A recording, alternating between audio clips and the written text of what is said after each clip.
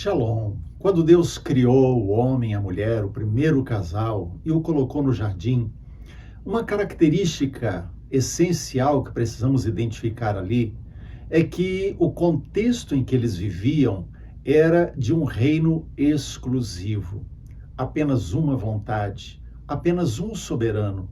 Deus governava sobre o homem e a mulher, e o homem e a mulher exerciam autoridade sobre toda a criação. O coração deles não estava dividido. Pelo contrário, eles faziam tudo em unidade.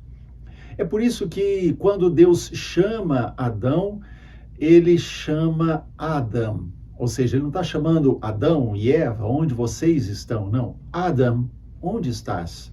Ou seja, humanidade, casal, unidade familiar, onde vocês estão? É isso que a gente lê em Gênesis capítulo 3, verso 9, que diz assim: E chamou o Senhor Deus a Adão e disse-lhe, onde estás? Então veja que Deus está usando a palavra Adam, porque está identificando ali o homem e a mulher. Os dois faziam parte da mesma unidade. No entanto, o contexto em que Deus está chamando o homem e a mulher ali é o contexto em que o pecado entrou no coração humano. Porque quando o pecado entrou na estrutura familiar, as coisas ficaram em desordem. O homem e a mulher se esconderam de Deus, por isso Deus está dizendo, onde estás?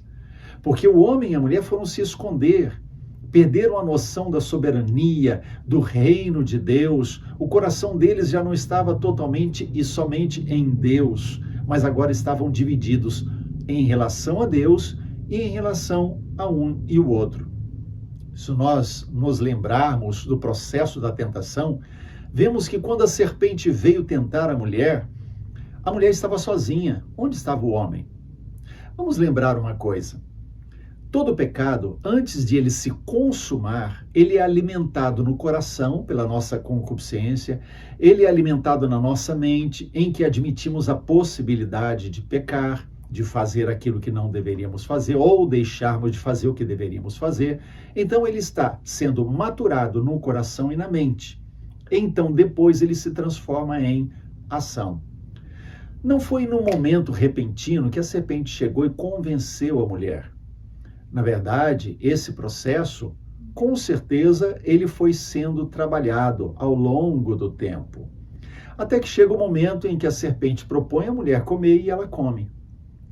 Quando o homem chega, a mulher oferece para ele e ele não discute. Por quê? Porque no coração e na mente isso já estava sendo maturado. Comer do fruto, desobedecer a Deus, se tornar semelhante a Deus. Agora, o que é curioso na descrição bíblica de Gênesis capítulo 3 é que quando a serpente vai tentar, a mulher está sozinha. Por que não estão juntos? Porque o homem não está lado a lado com ela para que eles enfrentassem aquela tentação juntos. Porque a estrutura familiar havia sido quebrada, porque o pecado já tinha começado a entrar no coração humano. Então, a unidade familiar começou a ser afetada por causa do pecado. Porque quando o pecado entrou, trouxe divisão, trouxe separação. Ali no jardim, a mulher sozinha, sem o homem do lado dela, mostra que eles já não estavam vivendo como a unidade que Deus havia planejado, projetado para a vida deles e para a nossa. E ainda hoje é assim também que acontece. O que Satanás tem procurado fazer é dividir os casais, separar os casais, enfraquecer a unidade familiar. É por isso que muitos chegam ao divórcio. No entanto, a Bíblia diz que o Senhor odeia o divórcio. Deus não suporta o divórcio. Está lá em Malaquias capítulo 2, verso 16. No reino de Deus não há lugar para separações. No reino de Deus não há lugar para divisão. No reino de Deus não há lugar para guerras entre pais e filhos, entre esposo e esposa. Não há lugar. Não é que Deus simplesmente proíbe que isso aconteça e nos deixa a nossa própria vontade para resolver. Não.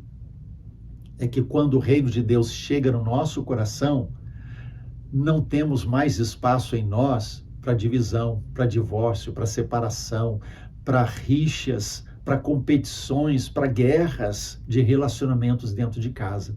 Quando o reino de Deus chega no meu coração, não encontro então mais nenhum espaço para as outras coisas, senão apenas para honrar o rei, servir ao rei e obedecê-lo dentro da minha casa. Quando o reino de Deus vem à minha casa, é a paz que reina, não a guerra.